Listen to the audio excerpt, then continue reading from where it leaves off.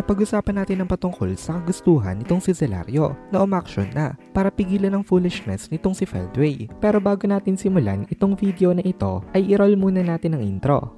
Hello everyone and welcome to my channel, ang inyong source ng Tagalog na Tansura Contents. Sa channel na ito ay pinag-uusapan natin ang mga nangyayari sa may Tansura universe. So without further ado, let's get into the video.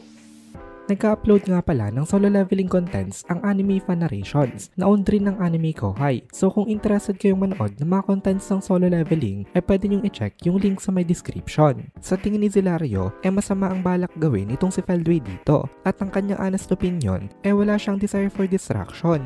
Idadahilan na lang daw nitong si Zelario later na hindi daw kasi sa kanya ipinaliwanag nitong si Feldway kaya ganun daw ang ginawa niya. Tapos napatingin uli itong si Zelario kay Benimaru habang inililid niya itong mga magos into position. Napasabi na lang itong si Zelario na well done daw kasi ngayon nga naka-align na itong goal nilang dalawa which is ang mapigil ang distraction na paparating dito. Habang nagbibigay ng order itong si Benimaru nakikipaglaban siya kay Jahil kaya lalong na-impressed itong si Zelario sa kanya. And in the first place ay hindi naman talaga gusto nitong si Zelario itong si Jahil na makasama kaya nakapag-decide itong si Zelario dito. Kaya nagsalita siya kay Leon Cromwell. Sabi nitong si Zelario alam naman daw siguro nila na wala siyang freedom, na siya ay under control nitong si Michael. Pero since nawala daw itong si Michael na-regain niya daw ang kanyang control sa kanyang sarili. Pero hindi pa totally. Nagulat naman itong si Leon dito at tinanong niya itong si Zelario kung ano daw ba ang gusto nitong sabihin. Kaya sabi nitong si Zelario sa kanya nakaranas daw itong si Leon ng parehas na situation. Kaya siguro naman daw naiintindihan siya nitong si Leon. Kaya nagets agad ni Leon ang ibig sabihin nitong si Zelario. Sabi ni Leon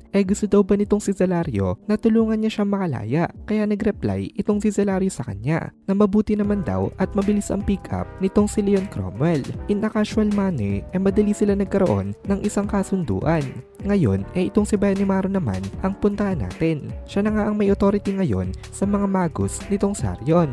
Hindi satisfied itong mga knights dito pero hindi sila lumaban sa may order sa kanila nitong si Elmesha. Tsaka nakita rin kasi nitong mga knights na ito yung paparating sa kanila na danger. Kita nila sa may monitor sa isang malaking screen. Sabi nitong si Benimaru as expected daw. Napaka-powerful daw talaga nitong si Milim Sama. Nakakatakot daw talaga ito kasi ang topography daw ngayon nitong Kosha Mountains napatag ng dahil dito. At kapag nagpatuloy pa daw itong si Milim Sama sa paglipad nga nito siguradong itong kanilang kinaroroon na naman daw ang kasunod na mawawasak. Kaya kailangan niya daw gawin ang best niya para mapigilan ang ganong klase ng pangyayari. Determinado itong si Benimaru na sundin ang order sa kanya nitong si Rimuru. Pero ang problema paano niya nga susolusyonan ito? Medyo hesitant daw sa order itong si Lord Rimuru kanina pero nagtitiwala pa rin daw dito itong si Benimaru na kapag sinabi daw nitong si Lord Rimuru sigurado daw na kaya niyang gawin yon kasi hindi naman daw siya bibigyan ng isang task na hindi niya naman kaya. Kaya kung ibinigay daw ito nitong si Lord Rimuru sa kanya ibig sabihin daw ay possible talaga ito. Kailangan niya lang daw talaga na isipin kung papaano. Never daw na nag-fail ang prediction nitong si Lord Rimuru.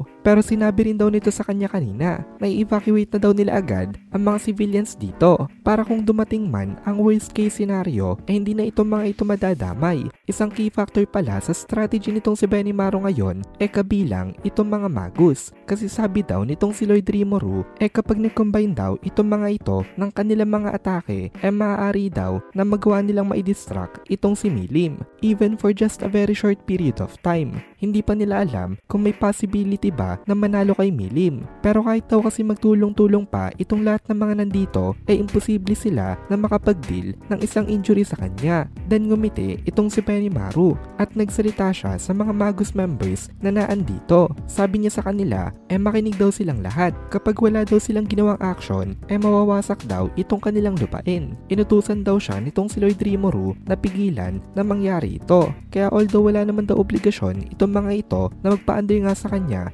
dapat daw silang sumunod kasi otherwise mawawalan silang lahat ng tirahan. Balak sana nitong si Benimaru na i-threaten sila sila nung una, pero na-realize niya na sabihin niya na lang talaga kung ano ba yung nangyayari kasi yun na daw ang magsisilbing threat sa mga nandito. Hindi niya na kailangan na magpakahirap pa, pero kung hindi naman tutulong itong mga magos dito ay kailangan pa rin umaksyon nitong si Benimaru. Pero in that case ay kailangan niya na lang na mag-focus sa kanilang evacuation. Then after that tsaka siya sasama kay Rimuru para tumulong physically sa nangyayaring battle. Pwede naman umalis dito itong si Benimaru kahit na ongoing pa rin ang laban kay Jahil kasi command lang naman ang binibigay niya sa kanila at kaya naman daw nitong tatlo na nandito na sila Kagali, Tyr at Sylvia kaya hindi na daw obstacle itong si Jahil sa kanila.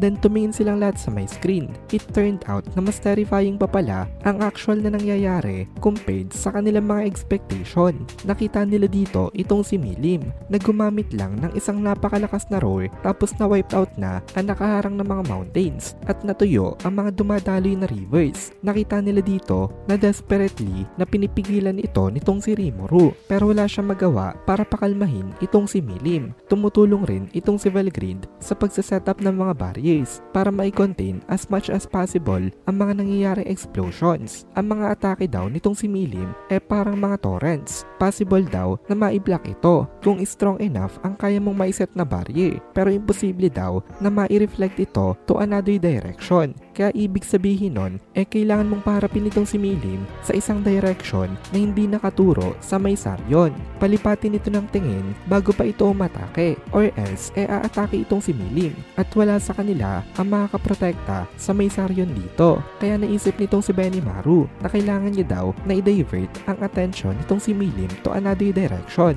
for even just a very short time. Sa tingin niya naman daw kaya niya itong mai-accomplish na nag-focus na itong si Benimaru kasi wala nga magawa itong si Rimuru at na kay Benimaru na lang ang last na pag-asa para mailigtas itong Sacred Tree. At dito na muna natin tatapusin itong video na ito. Kung nagugustuhan mo itong mga videos natin ay please consider joining the membership para mapanood mo na agad ang mga kasunod na part dahil palaging advance ang ating mga members. Also, ay please consider leaving a like at mag-comment ka na din para ma-boost naman tayo ng algorithm.